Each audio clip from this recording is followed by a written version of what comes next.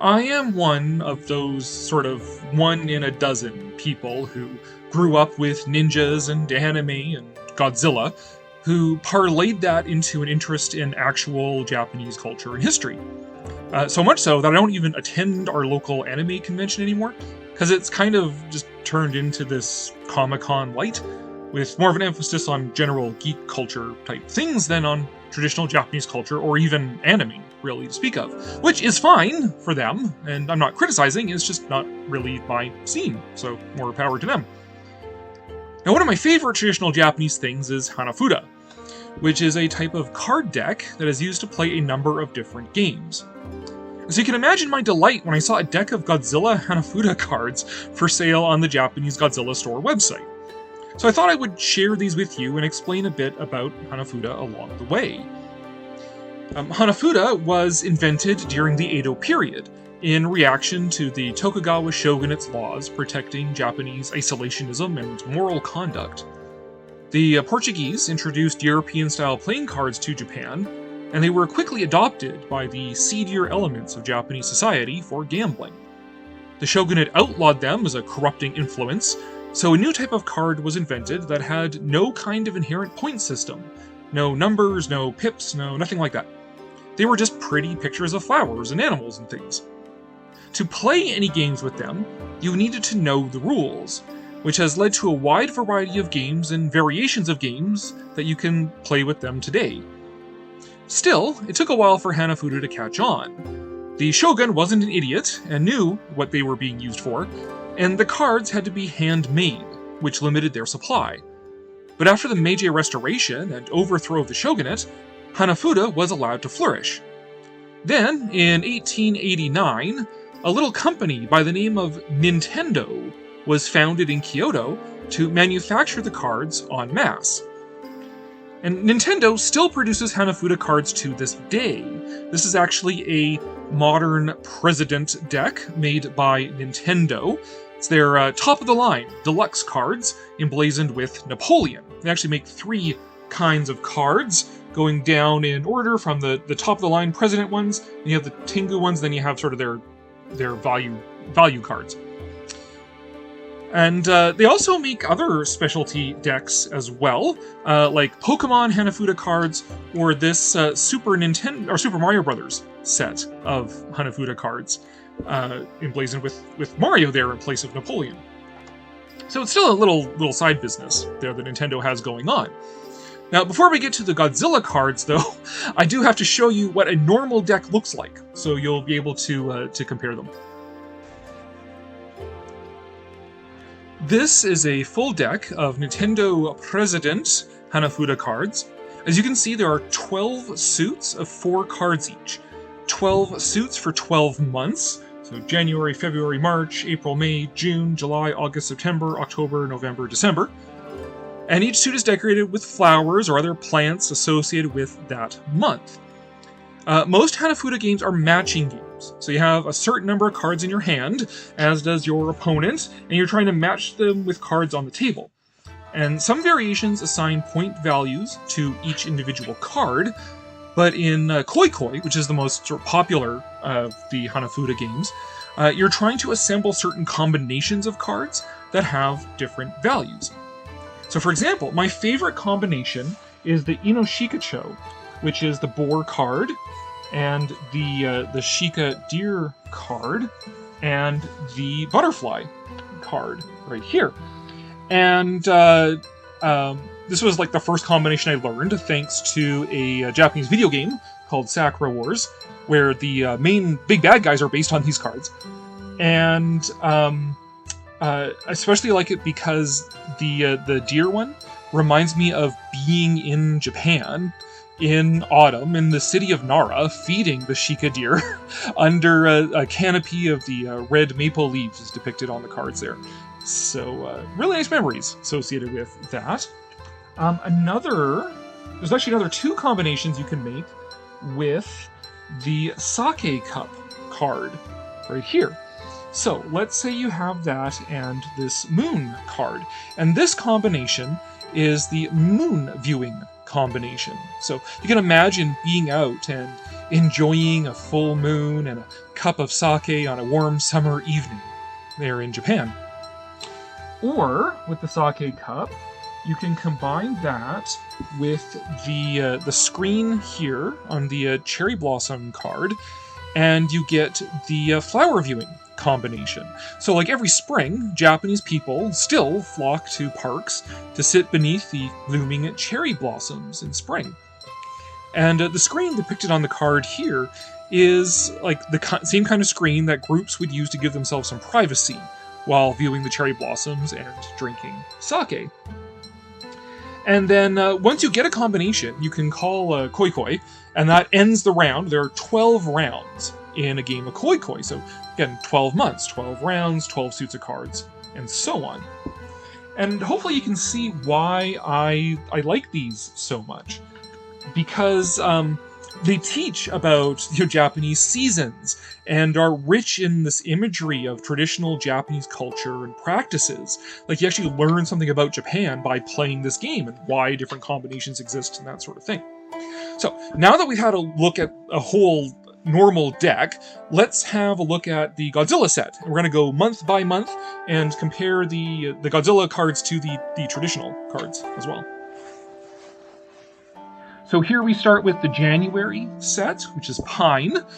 And, the traditional set here, you've got your two sort of plain cards, a ribbon card, and then what's called, in this case, a bright card here. This one has a Japanese crane on it.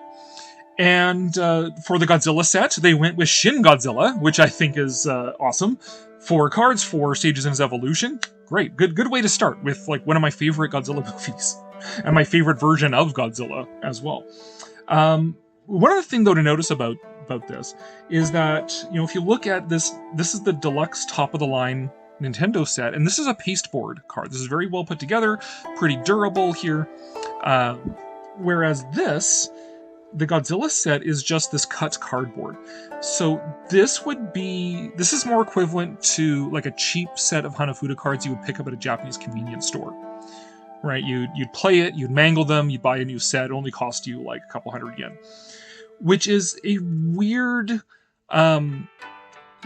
choice for what's supposed to be this like 70th anniversary like Godzilla collectible, right? I don't know why they didn't go with a more deluxe sort of set, other than they were just trying to put these out on the cheap. But I wouldn't use these to play with, because they would get mangled pretty quickly with all like the shuffling and everything between, you're doing 12 rounds of a game of Koi Koi at a time. I'm actually tempted to mount these and frame these and just to have them up on my wall as a really neat collector item, as opposed to actually use them to play Hanafuda. I still got my normal President deck to do that. Try that again. So this is February with the Plum Blossoms on it. And once again, for the normal deck, we have these 2 normal cards, 2 plain cards, a ribbon card, and this Warbling White-Eye Animal card. So this is sort of one step down from a Bright. Right, so in the January set, the Crane was a Bright card. This is an Animal card. You just have to memorize which cards are which. For the Godzilla set, they went with Flying Kaiju for this month. So we have Mothra, Batra, Varan, and Rodan for the Animal card there.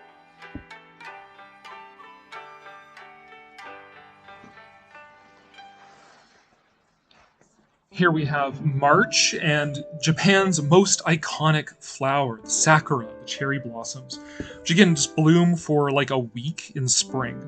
And the entire country pretty much just like stops, and everyone goes out and views the cherry blossom, turning up in Japanese media, anime, and so on as a symbol of sort of life passage and the passing of youth and the fragility of life and all those sorts of things.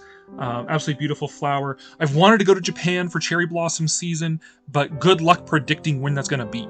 right? Like, even if it happens when you're in the country, you could be like in Tokyo and it hasn't hit yet, and then you go to Kyoto and it's just passed, and you go back to Tokyo and it's passed again. You missed it, right? So it's really hard to predict around cherry blossom season. But here are the March cards. These again are the normal cards here. So 2 plains, a ribbon, and the ribbon on this one. So the ribbons, they represent these sort of like ribbons with poems that would be tied to branches in certain seasons and festivals, things like that. And this particular ribbon says "Beautiful Yoshino," which is a reference to Yoshino Nara, where they're known for their cherry blossom trees. And then the bright card is that cherry blossom screen. We already talked about that. Now the theme for this month for the Godzilla set is just Godzillas. Different Godzillas. There's Manila, there's Destroy All Monsters, the Killax spaceship there, yada yada yada yada. There's different forms of Godzilla, and there's a few of these months where they're just versions of Godzilla, which is fine. All right, and now we're going to double up April and May here. So the April set is Wisteria. So this flower here, again, 2 plains, plain ribbon, and an animal card of a cuckoo. And in the Godzilla set, they decided to go with technology for this one. So we've got our maser cannons and super X's and that sort of stuff. So that's a fun theme for that. And then for May, it's Iris. IMA is the flower, 2 plains, plain ribbon, and then this is the animal card this time of an 8-plank bridge. So this is something from sort of Japanese culture, the kind of plank bridges that would be used to cross the marshy garden where the irises would grow. And that set is yet another Godzilla set. So just different versions of Godzilla. There's Burning Godzilla right there. There's the little Gojirosaurus right there. So there you go.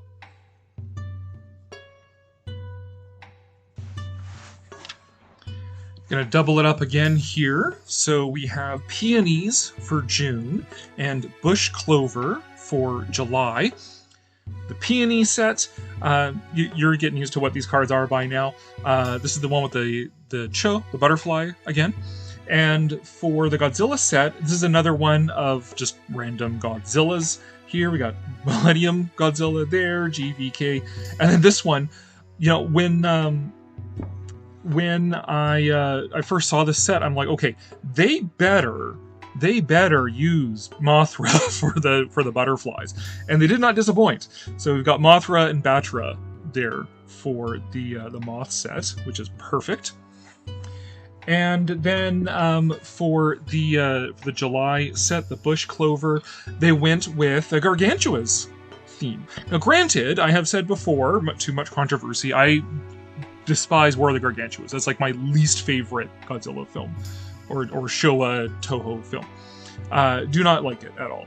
But I can appreciate a well-constructed set of Hanafuda cards. So Sanda, Gaira, Baragon there, and then this is bloody brilliant, of Frankenstein attacking the boar for the boar card. Like, that was a stroke of brilliance. Whoever put that together, like, good job. Good job doing that one.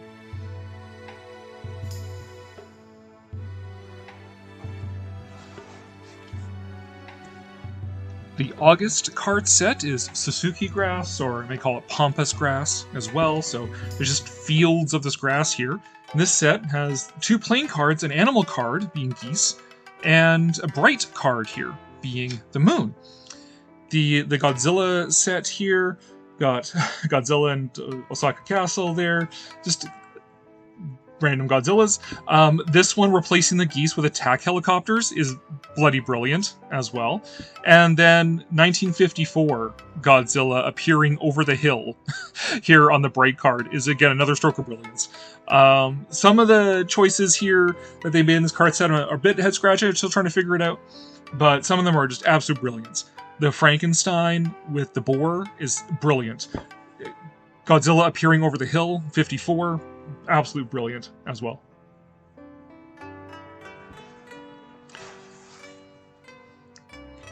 And September is the chrysanthemum month, although keeping in mind, these aren't like a direct one-to-one correlation, like that is the only month that that flower appears in.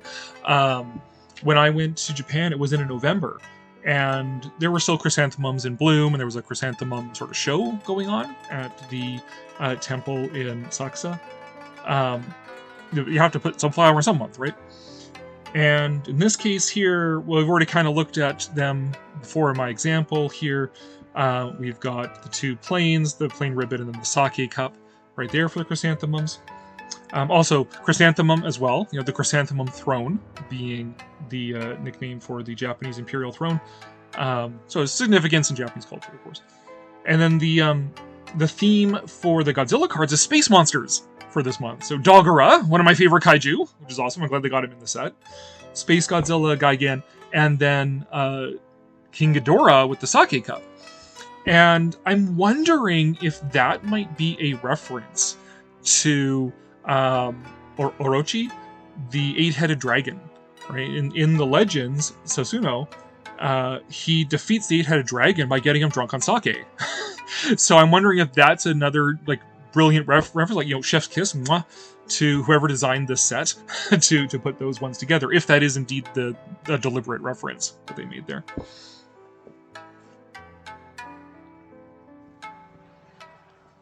Now, my favorite month here, October, for the maple. Although, again, like I said, this is not like a one-to-one correlation.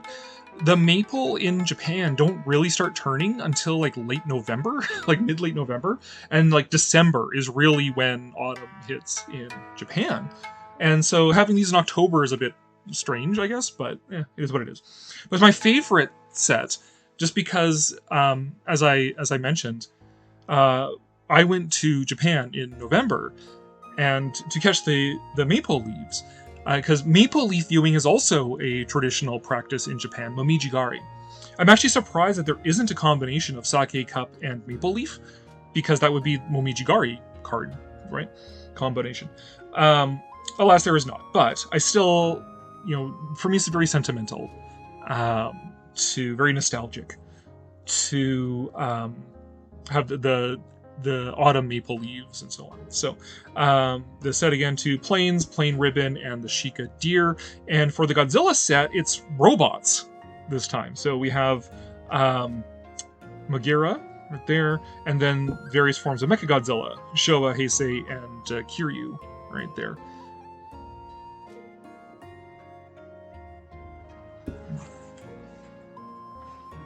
Now, the November set is a bit strange with how it's put together. The plant of the month is willow, but the theme is almost as much about rain as it is about the plant. But even then, November isn't the rainy season in Japan, so it's a bit strange why they would have that. No one really knows what this plain card is supposed to represent. Everything I've read is all these different conflicting interpretations of it. It does a storm. You can see lightning patterns in the card there, and there's sort of this claw reaching down from the heavens there, representing lightning as well. These black sort of blobs here, I've heard different interpretations. One is that these are like stepping stones across water, and so that it's kind of like you're seeing the storm in the reflection in the water. There's that interpretation. More primitive Hanafuda sets have actually have these as willow screens, so sort of like a mesh screen you would use for a willow to crawl up as it's growing. So is it willow screens? Is it stepping stones? The storm? No one really knows. Or at least I haven't found anything to convince me that anybody knows. So that's a bit of a mystery. Then you have this plain ribbon, you have a swallow here, and then you have this card, which has a whole story goes along with it. So this is depicting Ono no Michikaze, who is a Edo-era calligrapher, a master calligrapher in Japan. And the legend goes, that he was by a creek one day, watching this frog jumping. And he was despairing about his feeling of inadequacy. He wasn't as great a calligrapher as he believed he could be. And he's watching this frog constantly trying to jump onto a willow bough, and failing. And so he starts laughing at the frog, you dumb frog. No matter how much you try, you can't do it. And then the wind blows, and the frog seizes the opportunity and successfully jumps on the willow bough. And so Michikaze has this revelation that, oh wow, I'm the fool. I'm the actual fool here. This frog was just through his diligence, constantly trying until he got his opportunity. So that's what I need to do as well. Right? And that's been immortalized on this Hanafuda card. But this card also has like this weird in the game. This has like these weird attributes. So this is a bright card, but it doesn't count to creating a combination with other bright cards unless you have more than 3. If you have a minimum of 3, then you can start adding this bright card in. It's like this weird thing. I don't know why exactly it does that, but it does that. Anyways, for the Godzilla set, I have no idea what exactly the connecting tissue of this set is. Why they made this set be what it is. Maybe somebody in the comments can figure it out for me. But for this one, we've got Hedera here, sucking pollution from the factory. That's a really brilliant way of designing that card. There. Biolante, Gabra here with the swallow, and then we've got Desatroya, I guess, watching the frog and getting self-esteem through that. So that's that set. That's November. And finally, we have December. The Polonia plant. 3 plain cards, but one of them emblazoned with the logo of whichever company made it, in this case Nintendo, right there, and then a Phoenix card for a bright card. And then in the Godzilla set, the theme is sort of aquatic kaiju. No Amanda, but we have the 3 from Space Amoeba and Ebera as the Phoenix bright card in there. So that's the whole set here. Here's the box again. 70th anniversary logo on there, so commemorative set. Here's the inside of the box. It's got the different flower graphics and things and kaiju on there. Also comes with a set of instructions, if you can read kanji. So, there you go. There's your instructions right there, as well as a list of the different cards and the different combinations you can make. Like, there's the moon viewing combination there. There's the flower viewing combination right there. There's the Shikacho right there, and so on. So there you go. You're in luck if you can read kanji. Otherwise, you have to download some instructions. Which is fine, because Nintendo has instructions on their website. Last I checked, at least. Overall, a fun set if you are into Japanese culture and history and Godzilla and stuff. Again, I think it's a bit of a weird choice to be like cheap, like Japanese convenience store type, like just cut cardboard cards. The price on Bai, the Godzilla store, bought through Bai, is 1,980 yen. So I'm Canadian, so for me that's practically on par right now. So like $19. American is going to be a lot less than that even. But even still, I wouldn't really want to use these, even if just for the difficulty of getting them. Like, I have to ship them from Japan to use these and abuse them and bend them up and fray their corners and stuff. I wouldn't want to do that. So I am tempted to just like mount these and frame these. But overall, again, really, really fun set. This combination of Japanese traditional culture and pop culture, Godzilla in Japanese culture. Really love it. I really dig stuff like that. And so, yeah, this Hanafuda set is a heck of a lot of fun.